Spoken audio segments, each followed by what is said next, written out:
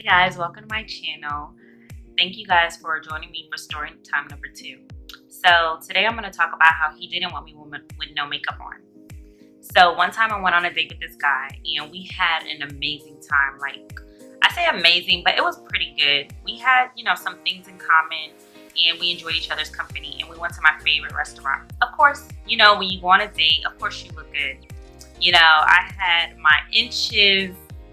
I had my nails done. I had my face was beat.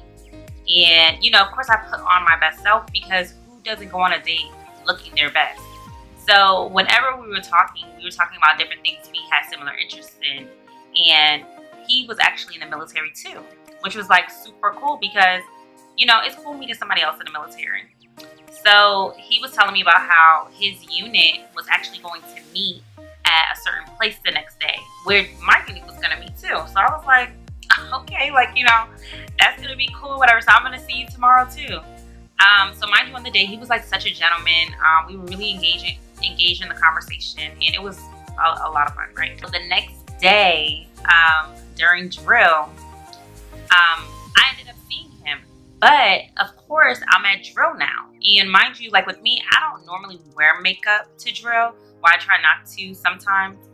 But that particular day, I didn't really care about wearing makeup. So I had no makeup on. My face was not beat at all, of course. My nails, I had to make them go back to normal nails, like normal nail color. My hair was back in a bun. And I was in Army uniform. I specifically remember whenever I saw him at the place that we were at, I saw him kind of across the room, and I was like, hey. And he was just like,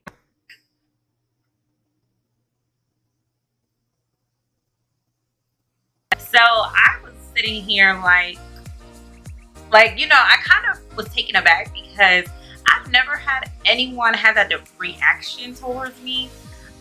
So it was kind of weird. I wasn't sure if I had something in my teeth or whatever, but I thought he had a problem.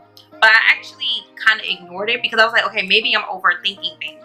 So I waved at him again, and he was like, so he came and sat next to me. And then when we were talking, our conversation was like super short. It was like, yeah, so what are you doing today? Oh, I'm here. I'm at drill. Oh, okay, so are you gonna go out to eat? Oh, no, I don't think I'm gonna eat today. I kind of was like, dang. After I went home that day, I was like, maybe I should have worn makeup on, because he treated me completely different from when I was dressed up the first day on the date versus the next day. It was like he treated me so different. So I was just like, okay, maybe I need to wear makeup all the time. So the reason why the story time came up is because I was telling my friend about how it's really nice not to wear makeup, and she was like, okay. And then, of course, when you're talking to your friend, you just start going in depth about things. And then I ended up telling her this story, and then she ended up telling me, wow, Blessing, like, he was a jerk. And no, you don't have to wear makeup every day, and don't ever try to change who you are just because that person wants something out of you. He was being a jerk or whatever. So I was sitting there like, I kind of figured he was being shallow, but I honestly didn't see anything wrong with it. But it didn't make me think, it did kind of change how I viewed wearing makeup versus not wearing makeup. So I'll be honest, through that encounter, I kind of thought, like, maybe I should have worn makeup that day. Maybe I should have, kept my inches in. Maybe I should have probably looked better than how I look naturally. And that kind of was the wrong thinking. Sometimes in the American dating culture, we kind of tend to say, we love people that are natural. We love people that don't wear makeup. We love people that are themselves. Sometimes that's not really the case. Sometimes we really want to be surrounded by people that kind of look like us, and we want them to uphold the expectations of what we want them to look like as well. So it really makes me think, if you always want someone to uphold the same the expectation that you have of them, do you really like them? Do you really want to be friends with them? Do you really want to be with them and grow with them?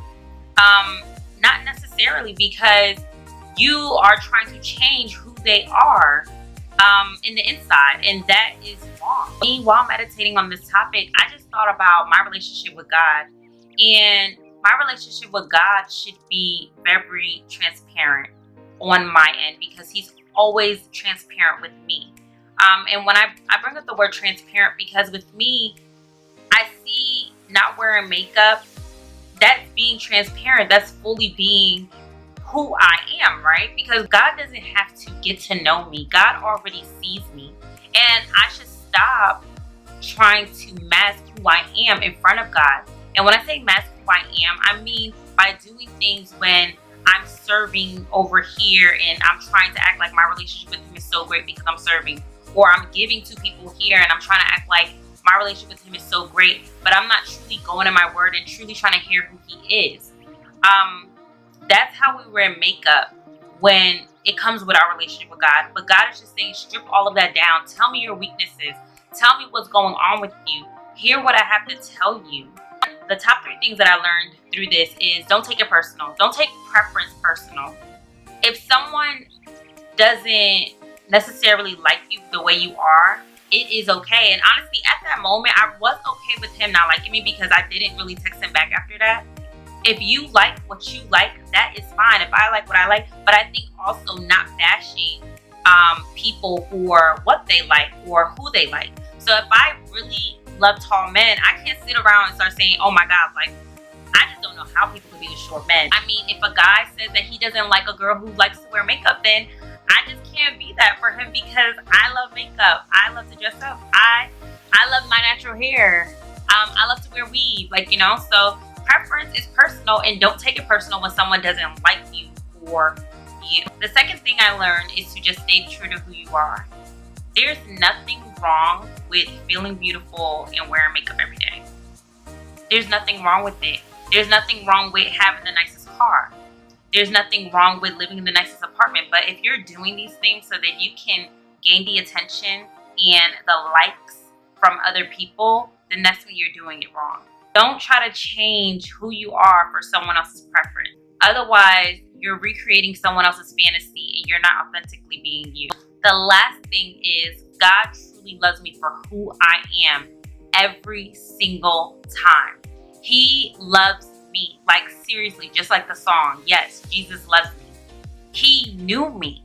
He knew me before anyone else has tried to or is trying to get to know me. So why does anyone else's opinion matter? No one else's opinion matters. And you should not allow what someone else thinks about you. You should not allow whatever their preference is for themselves affect who you are, because there's a reason why you were made. God loves me wig on, wig off. Nails on, nails off. Makeup on, makeup off.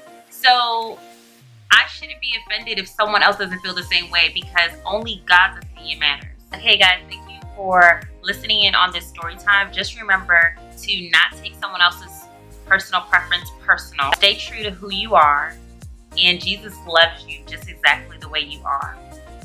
So I'll see you guys in the next video.